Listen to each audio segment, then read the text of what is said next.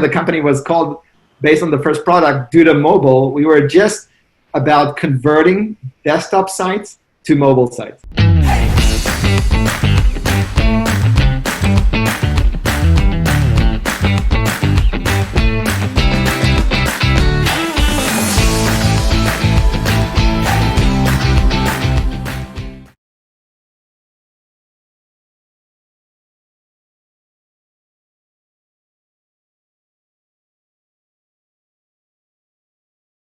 Itai, Sadan, thank you for joining me on 20-Minute Leaders. Thank you for having me. So great to have you. I'm so excited to chat because you're going to tell me one of the most fascinating stories I think that one could tell in the entrepreneurship space, which is identifying an emerging market out of the garage in Mountain View with one of your best friends, but I'm not going to give away the whole story. Itai, how did Duda come about? Yeah. So it came about in late 2008. And me and, as you mentioned, a very good friend that I know since high school, we were both here in Palo Alto working back then for SAP. And we were, for a very long time, we were trying to come up. We always knew we wanted to do something together. We just didn't know what it would be. And we probably had 1,000 different ideas that we thought about over the years and shut them all down, for different reasons. And then kind of walking, the actual idea for Duda didn't come up in the garage. It actually came up while walking around on University Ave in Palo Alto. I know you live in Palo Alto, so very, very close. And going into the Apple street that has a bar in it, so everybody knows. So walking to the Apple store. Okay. This is the same Apple store that Steve Jobs also used to live right in the neighborhood, and he used to visit that same store as well.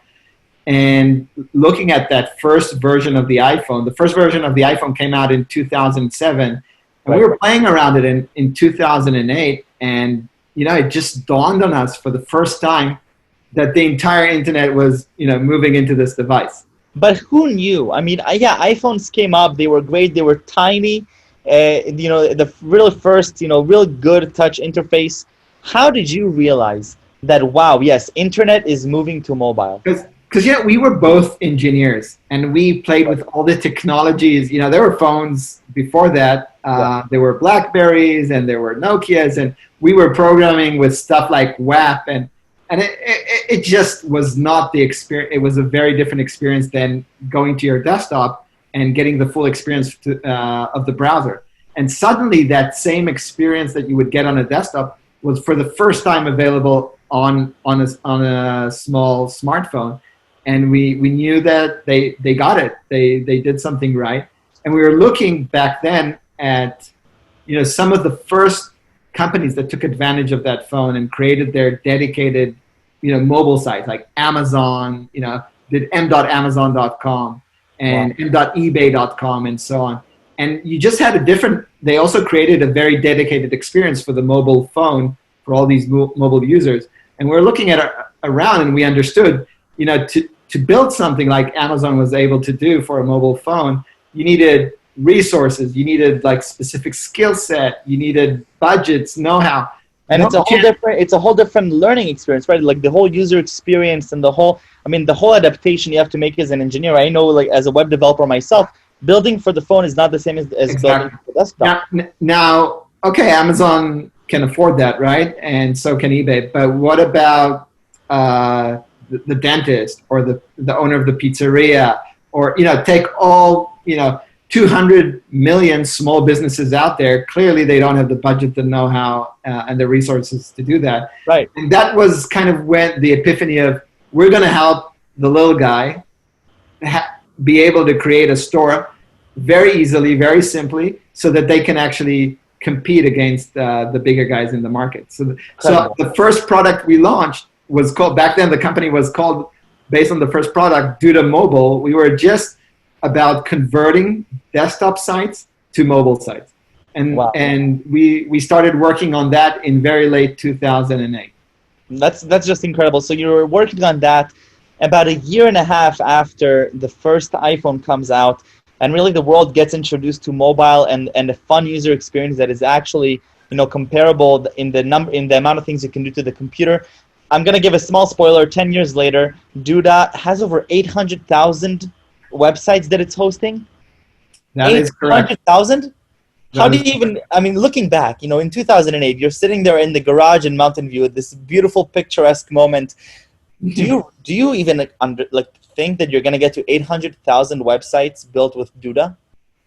Well, as it always sounds like an overnight success, but it's an overnight success of 10 years with a lot of ups and downs in between.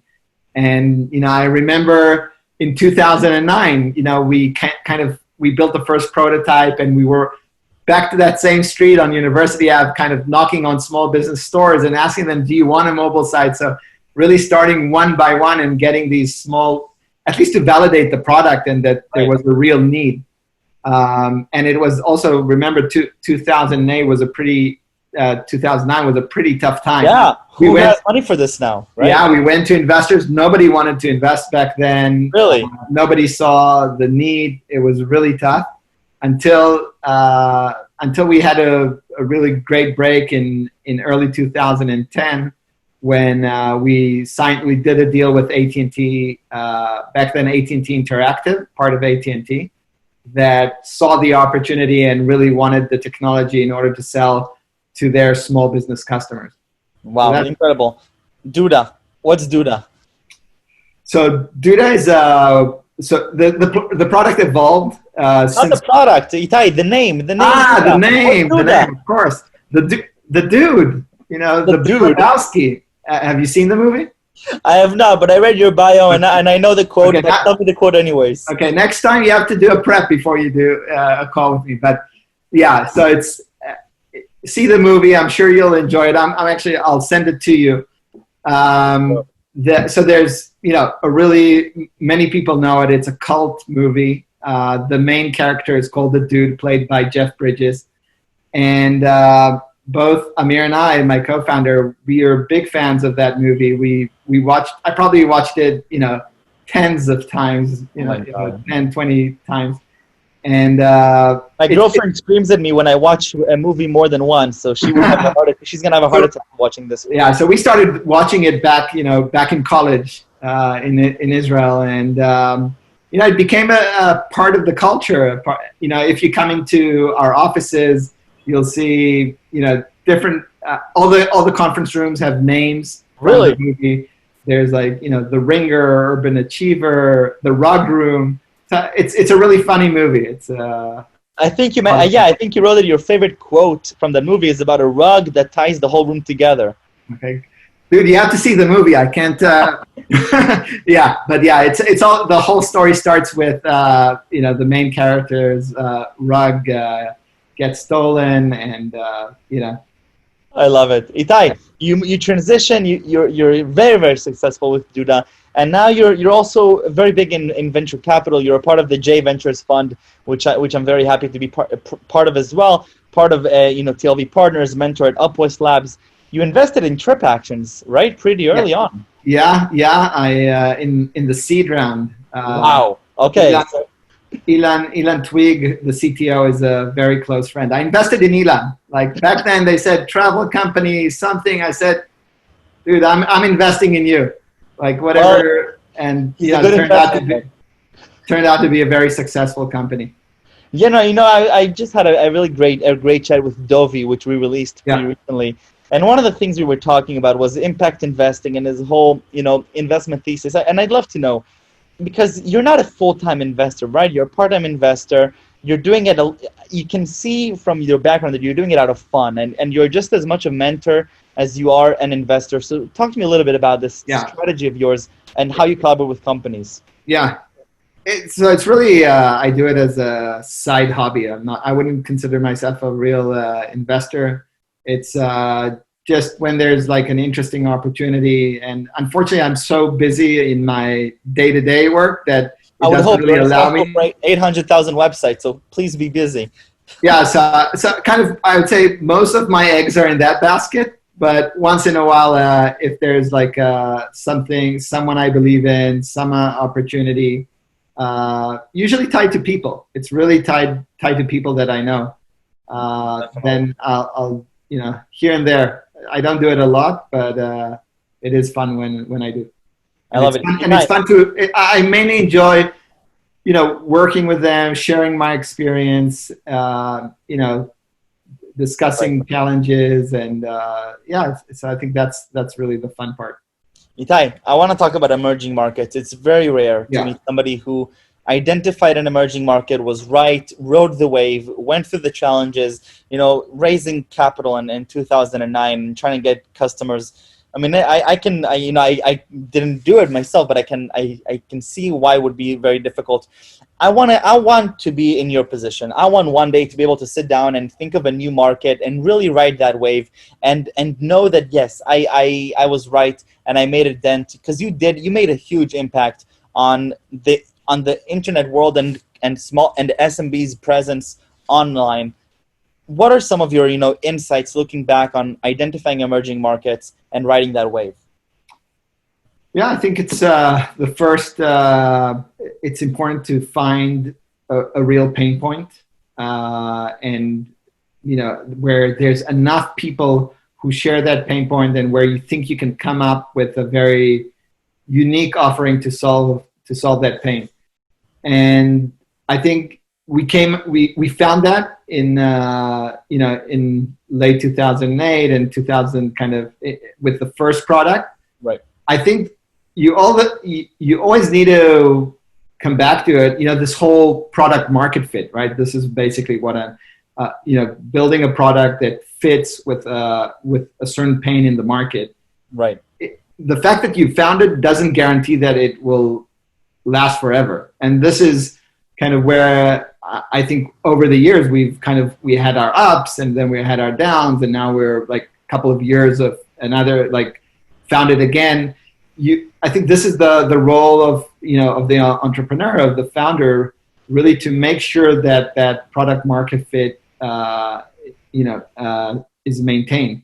But it's very hard to get product market fit on the get go when you're looking at an emerging market, right? Because they don't necessarily understand. They don't have iPhones yet necessarily. They don't understand that this is where things are headed. So it's kind of a chicken and the egg, right? Are you letting the market take over first and then you're going to go and try your luck? Or are you going to try and be on top of the wave? And how do you get your first customers on board?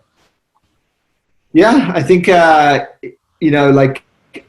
it's the hardest to educate a market about something that they don't know they need. But I think, we when we came out with the idea for mobile websites back then, we validated the idea. We put some ads on the internet, and because if there's a pain, then people are looking for ways to resolve it. They might not know what the solution is, but we bought some AdWords campaigns around build mobile website, create mobile website.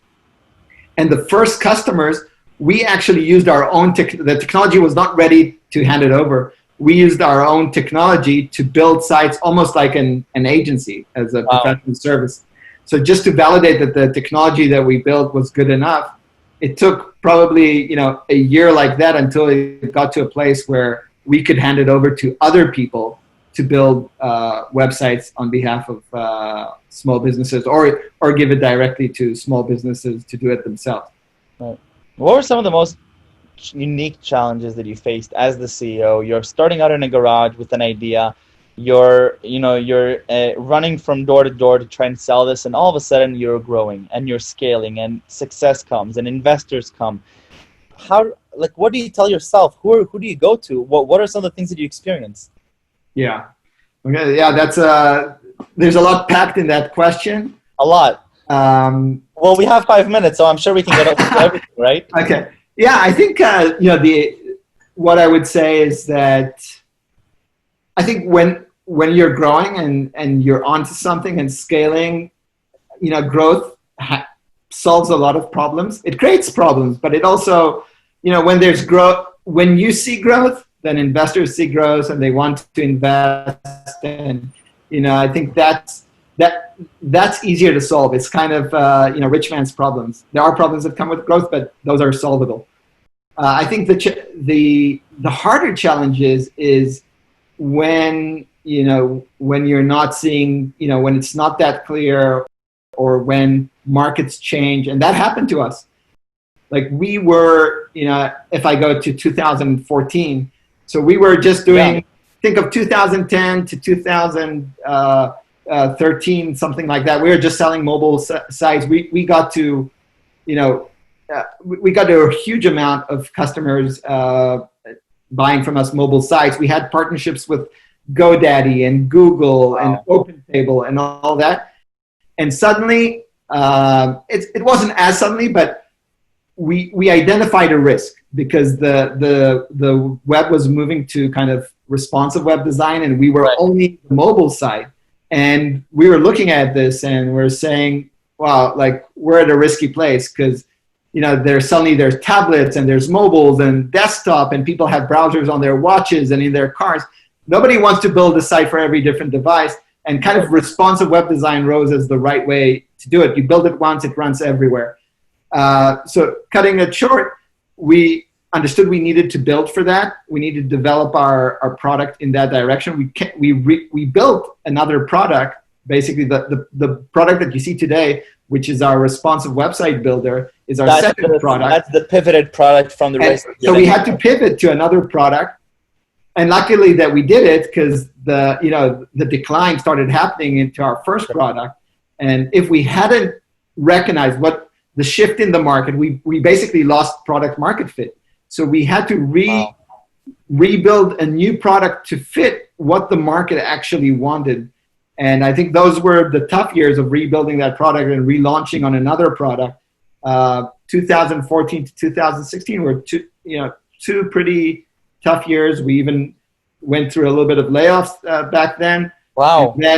And then eventually with, catching kind of the wave again with a new product, we're now, 5-6 years later, obviously it was, we kind of, obviously we made the right decision, and the company has grown significantly since then. But that was like almost a sudden death moment there where, you're kind of, and that there's quite a few companies over their history that kind of missed that, right? They had the product market fit. If we're talking about phones, BlackBerry, Nokia. I was just about to. They were a rubber company. Did you know that? No, I didn't know that. But so they pivoted once to phones and to electronics. They didn't complete the pivot though. It's hard. It's hard to do it. And maybe for next conversation, we can talk about what it takes to pivot and the challenges with that. It sounds like to me, it takes a lot of bravery and it takes a lot of confidence in yourself and the team to be able to say, listen, we might not be doing the right thing right now. We did 2 years ago, but things are changing. We're again going to have to understand our market and to be better again. Yeah. Now take that. Think of like at like a Nokia or BlackBerry, where you have thousands of people selling product A, and you need to tell these people, well, this product that you're selling that's bringing billions of dollars, forget about it. That's history. You need to be selling product B. You understand how difficult it is to transition. And the problem is that you can't wait for the product to stop selling. You have to know ahead of time in advance. So while you're starting the decline, to already start working on the other thing.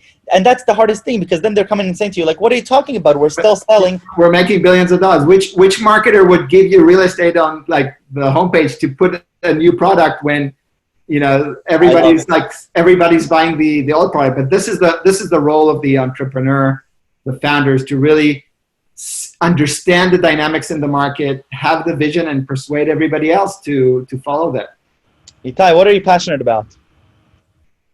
What am I passionate about? I love working with people. I love working with the team. I love, the challenges. Every stage in the company, this is why it's always stays interesting, because the challenges to get to the first $1 million of revenue is different than the challenges to get to the 10 million, which is completely different than the challenges to get to 50 million.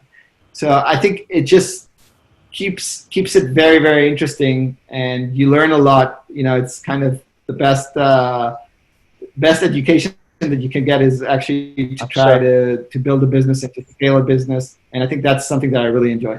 I love it. Itai, right before we leave, I want to thank you again for this great inspiration. It's such a remarkable story. I love emerging markets. I love, sitting down and trying to identify what's happening and where's the world moving. Ever since I started with J Ventures as well, that's I think the biggest gift that a new young entrepreneur can get is to really try and understand what are the dynamics, how do markets work, how do entrepreneurs work, and Itai, before we leave, I need 3 words that best describe you. Yeah. I think I always manage to keep it, to keep calm, to be cool. Things get thrown at you from the left You and look from very the calm right, and cool. and I think you need to know to cope with it. So I think people will, if you ask, people will tell you that, it doesn't matter. It's one day could be good news, the next day could be bad news. You need to kind of plow through it and continue to move on and improve. I love it. Itai, toda raba. I'm definitely reaching back for some advice when I have my own startup, so look out for that email. And thank you for your time and inspiration. Yeah, thank you for having me. It was fun. Take care. Bye.